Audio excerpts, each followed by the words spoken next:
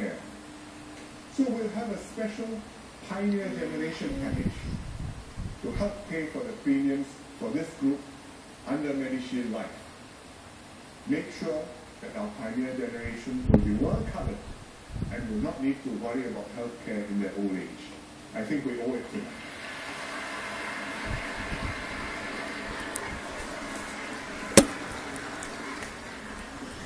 What I've talked about on healthcare so far is what the government is doing.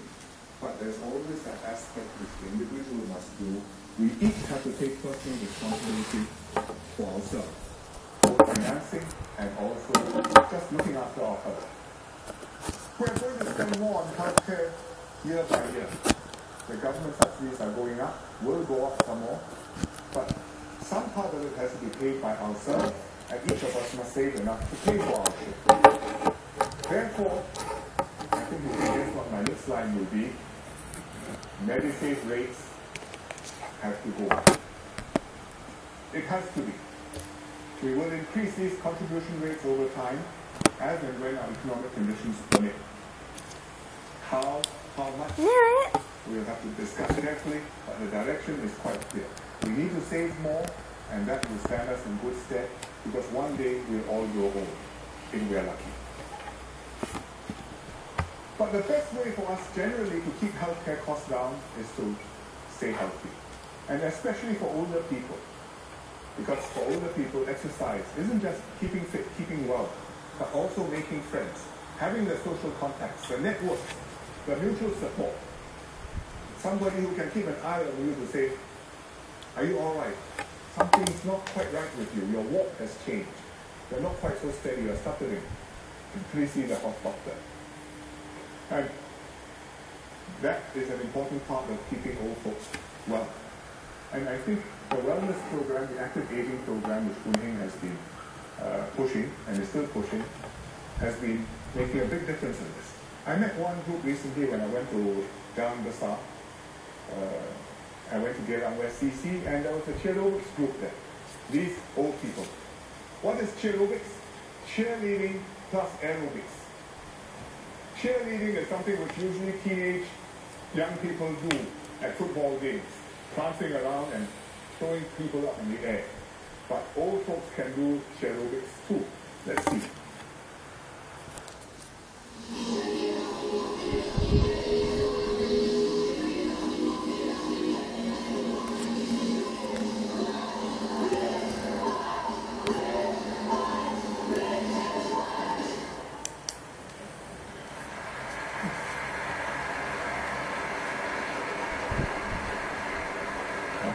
Older than most of us, but I think dancing and prancing around faster is better than most of us too.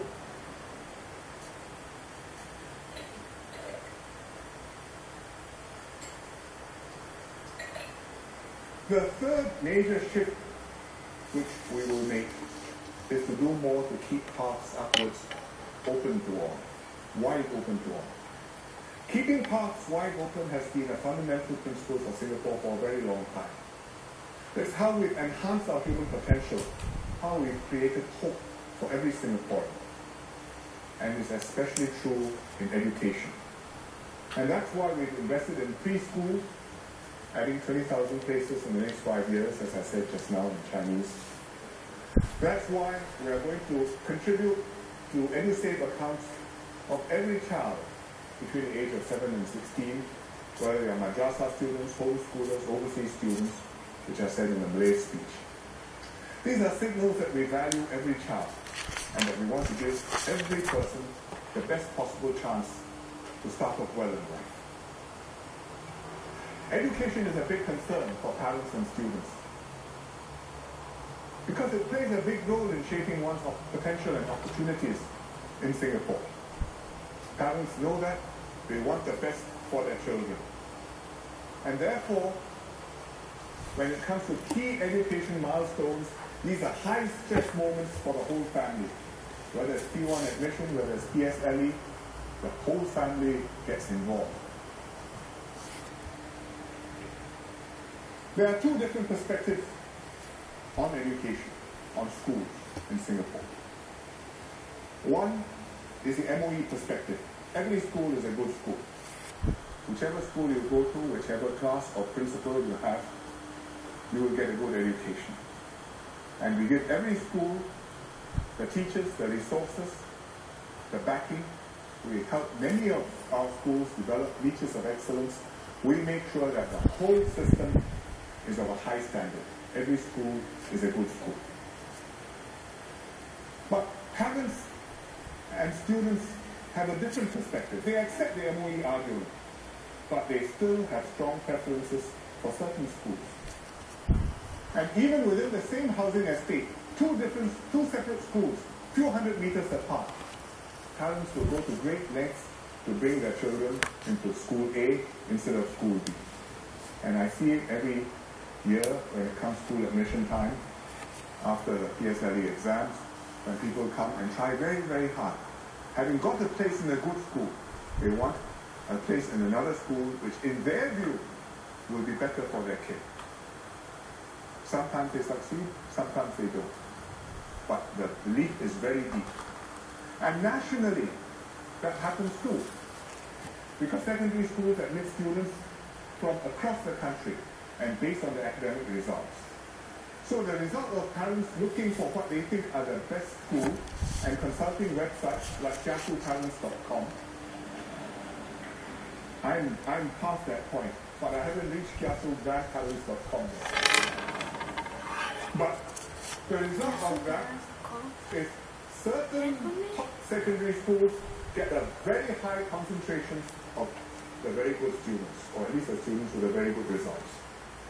So in these top secondary schools, standards are very high, competition is very intense to get in, and everybody feels enormous pressure. So we have these two views. One, MOE, every school is a good school. Two, parents, I prefer school A to school B. You ask me, what's my take? Let me tell you my take.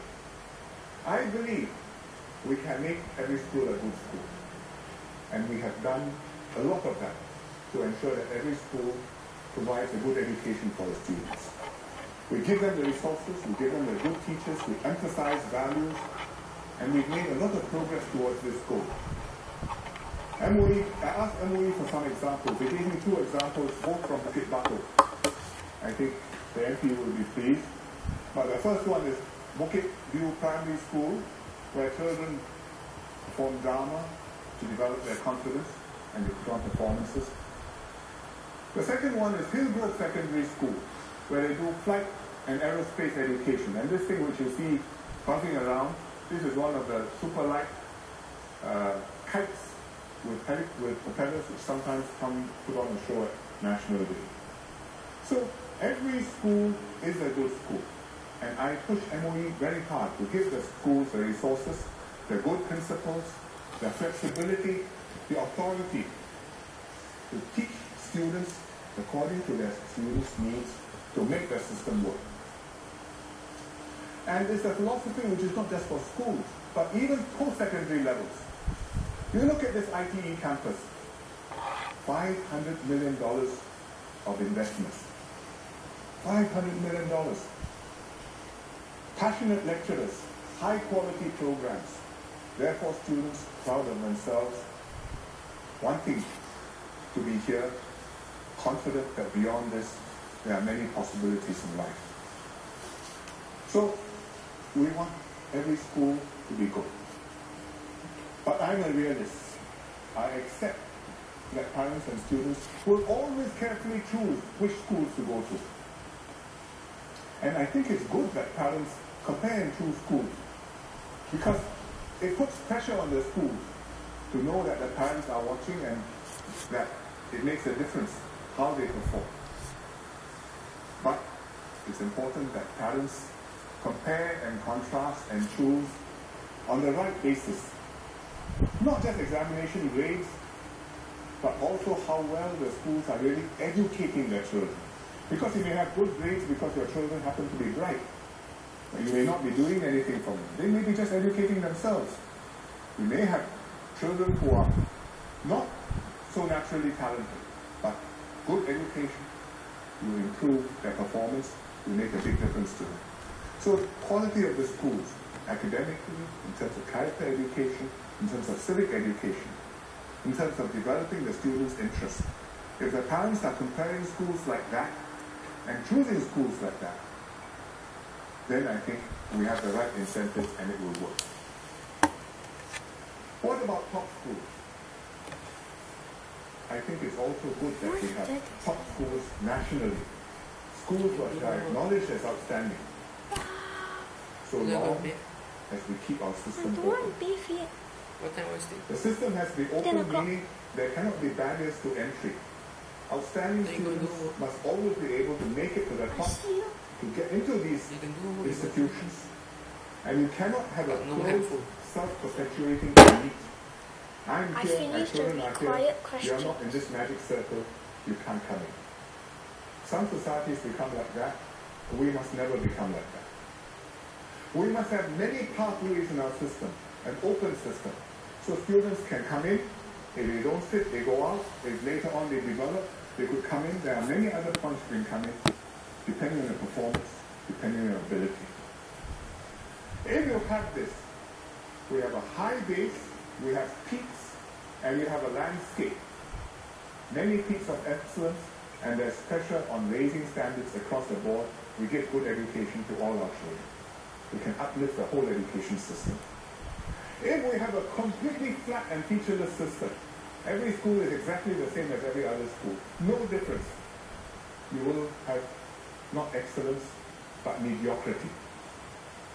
In the old days in China, they used to have that. You would be so-and-so city, school number 37. And the next one is school number 38.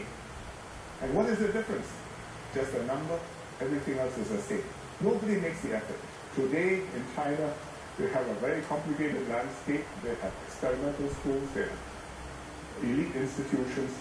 It's a socialist society, but the schools compete. Our schools, we've made sure all of them are good, but all of them have to keep on competing to be good. We have an excellent education system, but our society is getting more stratified. Competition is intensifying amongst our students.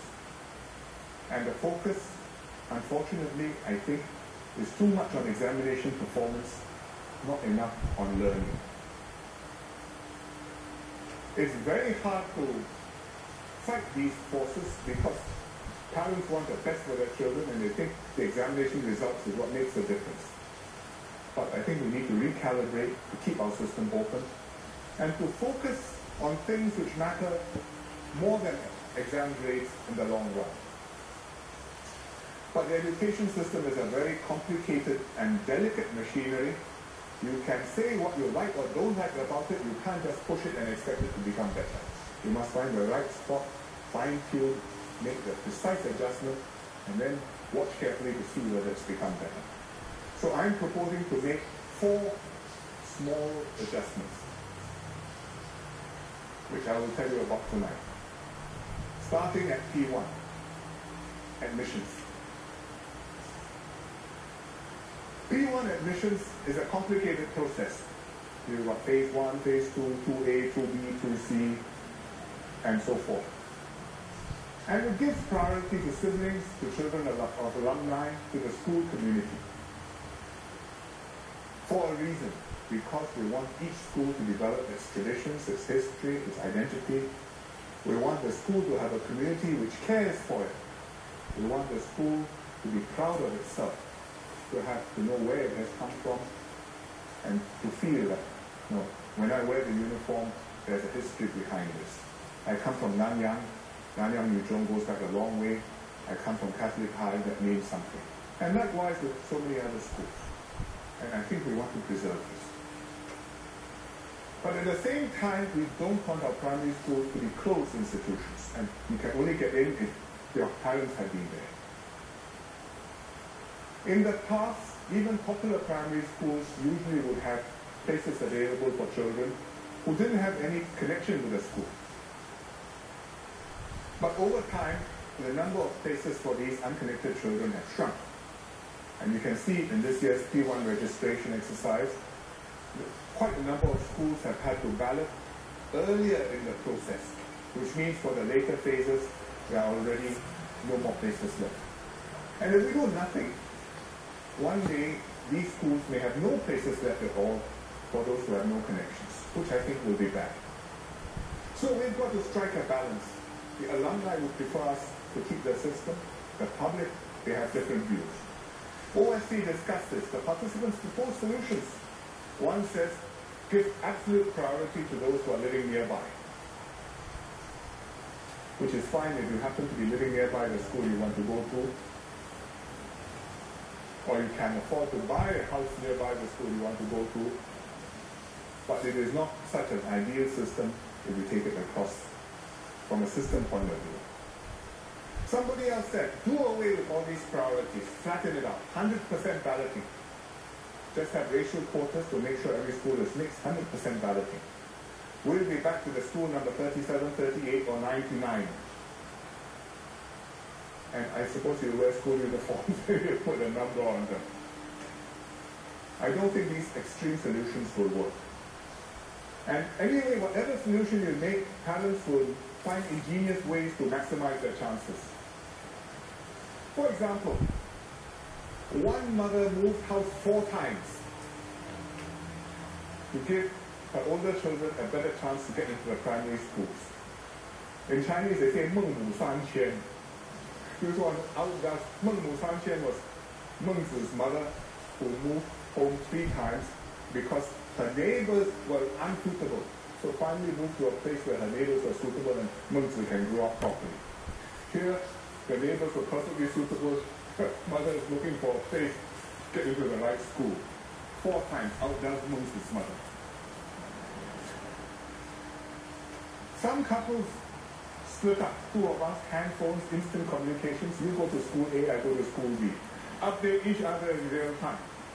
Is it balloting? How many?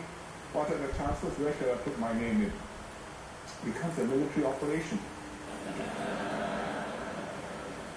So I think we need to strike a better balance.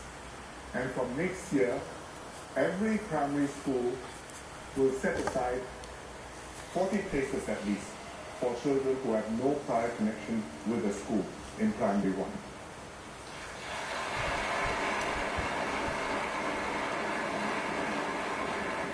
And we'll give every Singaporean child a chance to enter the primary school of his choice. Doesn't mean we'll be able to accommodate everybody. There may be a scramble and we'll have to ballot for these 40 places.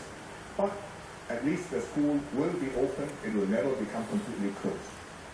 But at the same time, we are continuing to upgrade the quality of every primary school. And MOE has asked me to say this again, and I say it with conviction. We are doing this. You can take it on faith from me that I'm going to invest in all of the schools, and whichever school your child gets into, we're going to try and do our very best for him or her.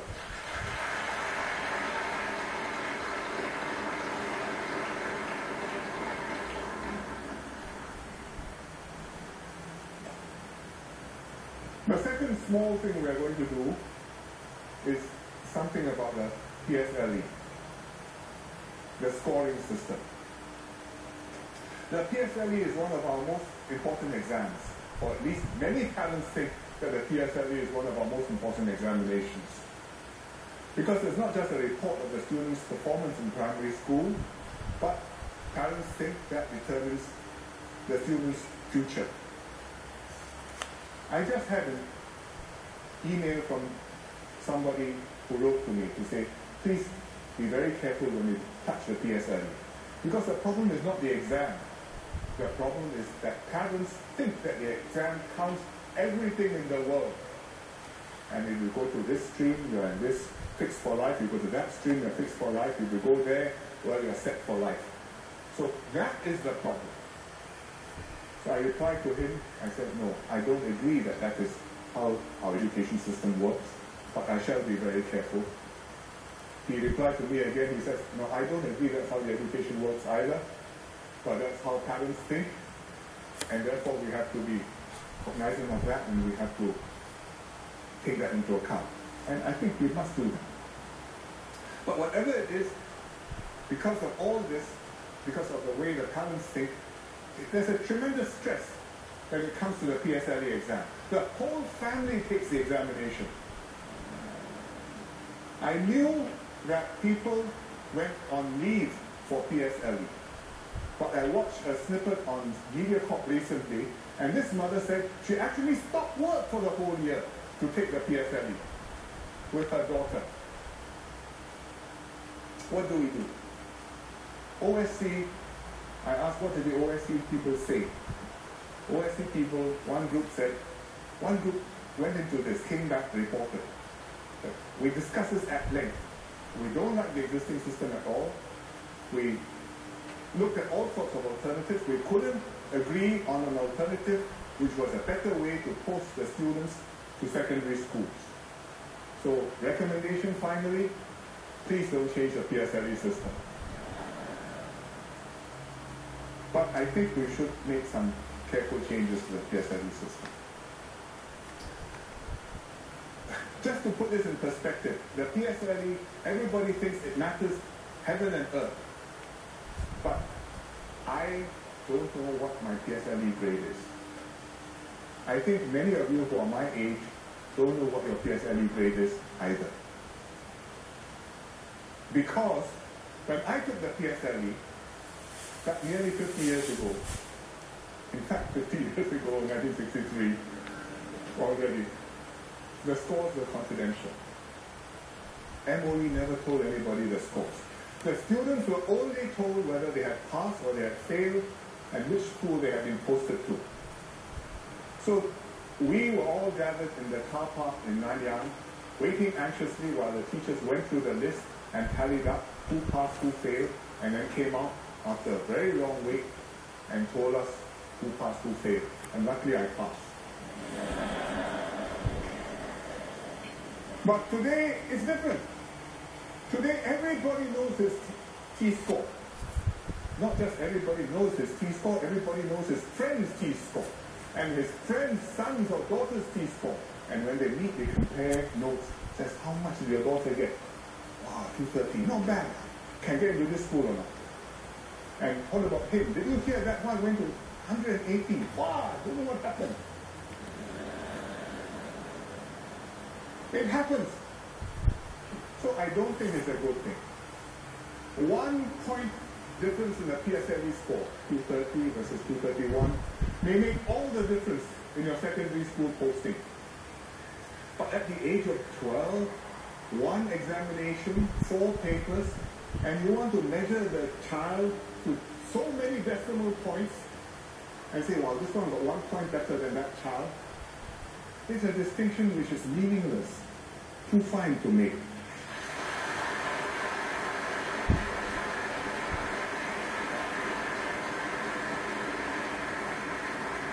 Who is going to grow up abler, more committed, more capable, better contributor to society? At the age of 12, you can guess, you cannot tell. Certainly you cannot tell based on 1 point difference. And I don't think we should decide secondary school postings based on such fine distinctions. True, So I agree. we will score PSLE differently. I think I'm more well We will use on my wider grades bands for now, grades. even though my score O is low. levels is like that, A levels is like that. O levels you have from A1 all the way down to 9, which is a fail. A levels, I'm not sure how exactly, but you also have A, B, C, D, E. But I think if we have a system of grades like that rather than precise scores, it will reduce the excessive competition to chase that last point. If you get an A star, that's an A star. It doesn't matter whether it's 91 A star or 99 A star. It's an A star and that's good enough. And you don't have to chase that last point. And then you'll be able to sit back and you have space to educate and develop the students more holistically. Holistically, yes, it will. But what I'm talking about is what we are intending to do. It will take us some time, several years. So if you're taking the PSLE in a few months' time, or if your son or your grandson is taking PSLE in a few months' time, please don't panic. We are not going to do anything this year. How do we? It is going to take several years to do. Oh, not getting. Too bad. Next, What are let you me say talking about? something about If there's a change in having more PSLE, it's not going to flexibility in affect secondary you. school. Just continue your study. We want to have Why? secondary schools have the Not going to flexibility affect. to tailor the education of their students to the abilities and the Maybe next development time of more the students. PSLE. Some develop faster No, than others. PSLE, that's so Some good. have interest in certain subjects more than others. Some are good at all subjects. A few are weak at many subjects. And we have to have a system which can fit each of these cases. And we will adapt it to that person.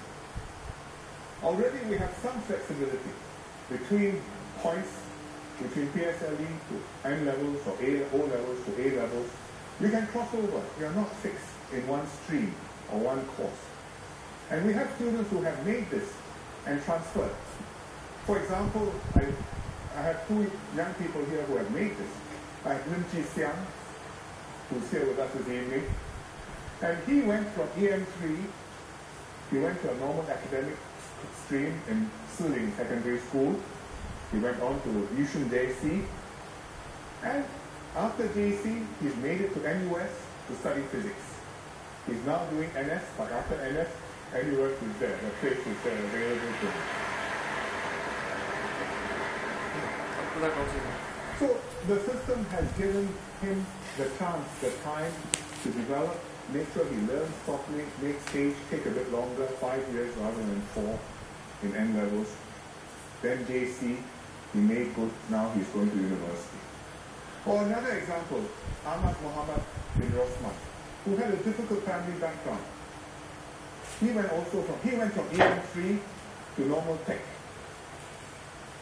Many people don't prefer normal tech. From normal tech, he went to ITE. ITE did a good job with him. He did well. He skipped the higher NITEC course. He's entered Singapore College, and he's doing a diploma in visual effects and motion graphics. So one day he'll help me make graphics for my presentation. Wow. So we want more people Graphics. to be like them. And we will create more flexible choices in secondary schools. Wow. And we will do this progressively. And this move, what we will do, is allow secondary 1 students, whichever stream you're in, you can take a subject at a higher level I think if I you've dropped done more well than in 100 that subject in PSLE. So you move in I thought it's academics, normal. but if you have done well in maths, Every day we you draw can do 100 that hair subject at O only. levels when you go to Drop secondary more than school. 100. Just now, You may be in normal tech, you're good in languages, Huh, really? So much. N level or O level when you're in secondary school. You'll have that flexibility. No, I don't lost my hair, You but may- so that definitely got you effect can on me. learn each subject at a pace appropriate to you. You can build on your strengths and build up your confidence, your pride, and then you can go further and fulfill your potential. I think this is a step, as a one step in the direction to making our system more open, more flexible. Finally, go ahead.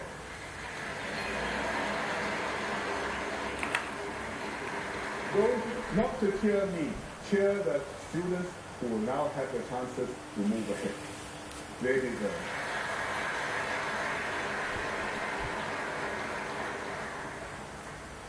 Finally, let me say something about the top schools. This is a somewhat awkward subject.